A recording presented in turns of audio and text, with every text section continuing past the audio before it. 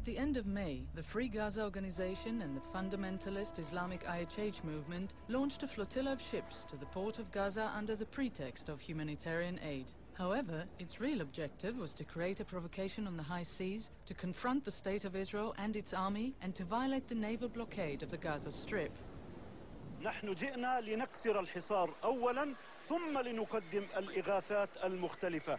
أولاً كسر الحصار. Like when I went first convoy, I wanted to be a shaheed.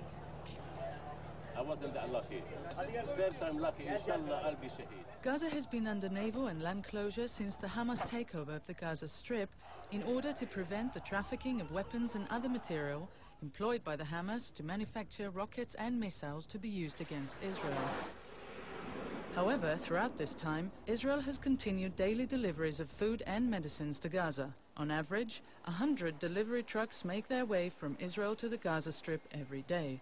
During the past 2 months, Israel has delivered to the Gaza Strip over 1,200 tons of medicines, 155 tons of food, 2,900 tons of clothing and footwear, and nearly 17 million litres of diesel fuel. These facts contradict the false claim that Gaza Strip residents are experiencing a humanitarian crisis. The transfer of goods from Israel to the Gaza Strip is ongoing, despite the many attempts by Hamas to stop them through a string of terror attacks at the Israel-Gaza border.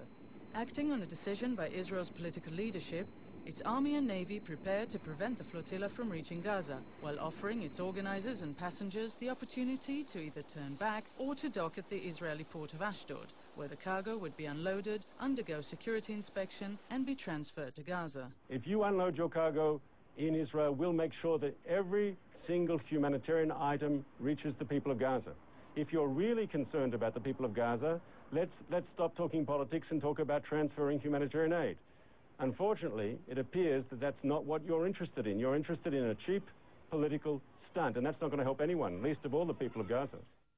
The commander of Israel's Navy, Vice Admiral Eliezer Meron, instructed his forces to take all necessary steps to safeguard the lives of civilians and soldiers alike. אין לנו שום כוונה לפגוע באף אחד מהאנשים האלה. וביחד עם זאת יש לנו משימה מאוד מאוד ברורה לבצע. Okay, what is your next port? My next port, Gaza. Mavi Marmara, you are approaching an area of hostilities, which is under a naval blockade. The Israeli government supports delivery of humanitarian supplies to the civilian population in the Gaza Strip and invites you to enter the Ashdod port, after which you can return to your home ports aboard the vessels on which you arrived. Yeah, shut the fuck up. Go back to Auschwitz.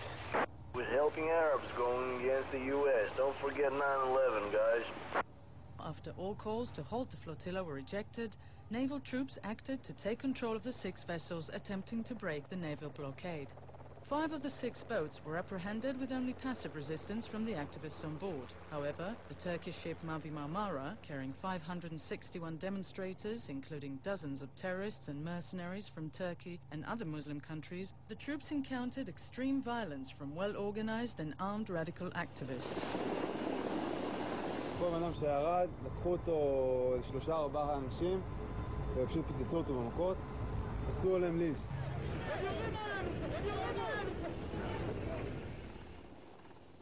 כולם שם היו עם עלות מתכת, סכינים, באיזשהו שלב גם היה ירי חי, ירו עלינו כדורים, כאילו נשק אמיתי. התחילו להרביץ לי עם העלות מתכת, ועשה כך שברתי את היד כנראה.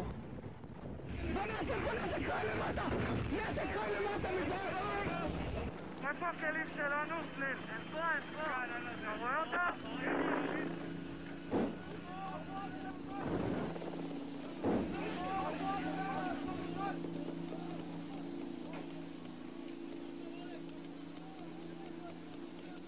The soldiers were attacked with knives, clubs and other cold weapons that had been prepared in advance, as well as with gunfire from weapons that were wrested from them.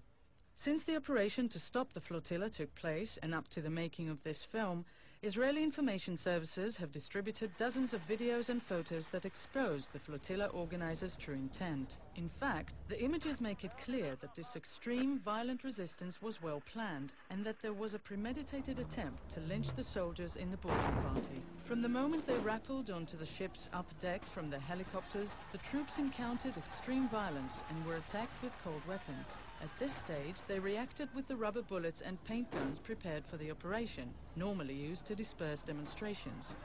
When a firebomb exploded near the troops and one soldier was stabbed and thrown onto the ship's lower deck, and only after 2 of the troops' pistols were wrested from them and turned against them, did the soldiers open fire in self-defense. As a result, 9 of the radical activists who attacked the troops were killed and 27 others wounded. Rubber bullet, even shot by a rubber bullet. Like plastic bullet. 7 of the Israeli troops participating in the Mavi Marmara operation were also wounded from gunfire and cold weapons.